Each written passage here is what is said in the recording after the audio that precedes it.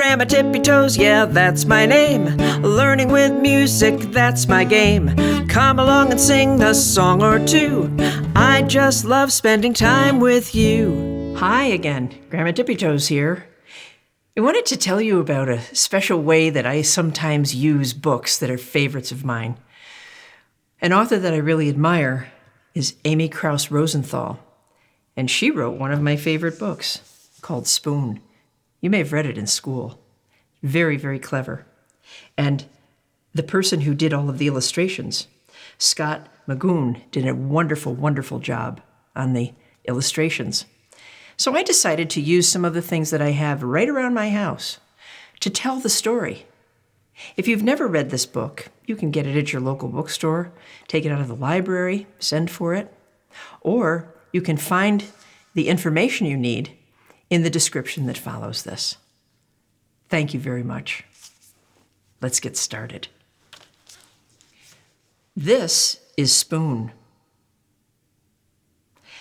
This is Spoon with his dad and his mom. This is Spoon's family.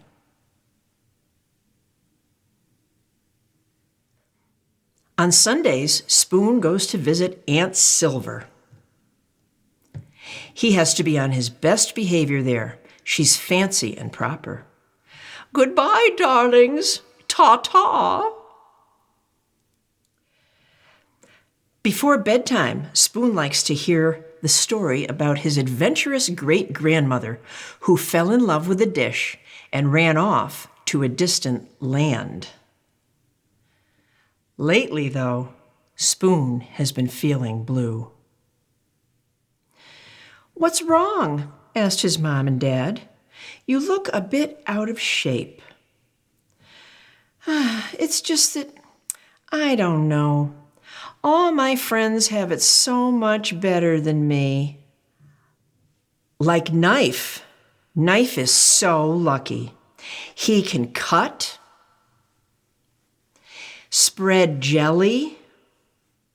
I never get to cut and spread. Yes, well, Knife is pretty spiffy, isn't he? Said his mom and dad. And Fork is so lucky.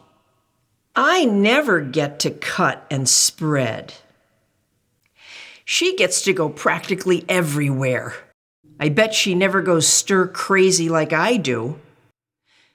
She gets to warm up on the barbecue, twirl spaghetti around her hair, poke cucumbers in a salad, and leap into chocolate cake. Fork does get out and make herself useful, doesn't she? Said Mom and Dad. And Chopsticks, they are so lucky. Everyone thinks they're so cool and exotic. No one thinks I'm cool or exotic. Those chopsticks are something else, aren't they? Said Mom and Dad. Meanwhile, if only Spoon knew what his friends were saying about him at this very moment. Spoon is so lucky. He's so much fun and easygoing. Everyone has to be serious with me.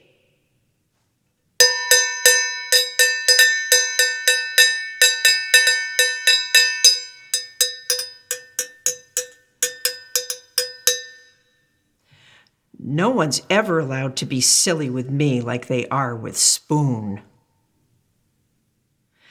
Spoon is so lucky. He gets to measure sugar and flour. No one ever does that with me.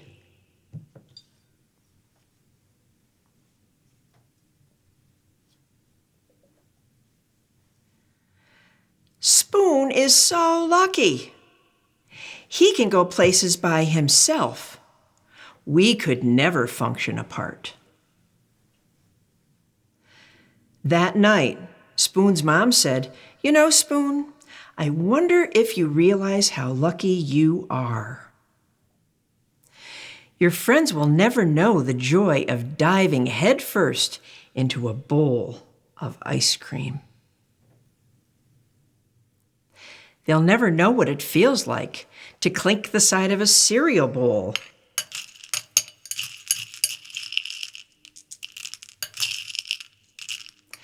They'll never be able to twirl around in a mug or relax in a cup of tea.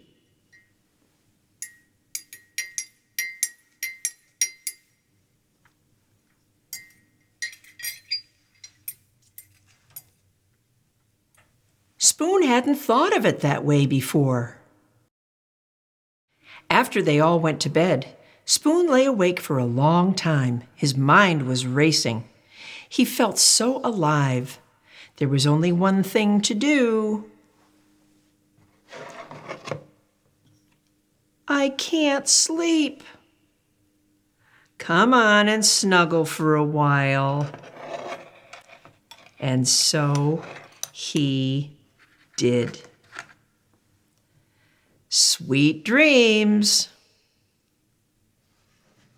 That was fun.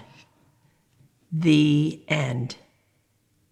Goodbye, goodbye to you and you and you.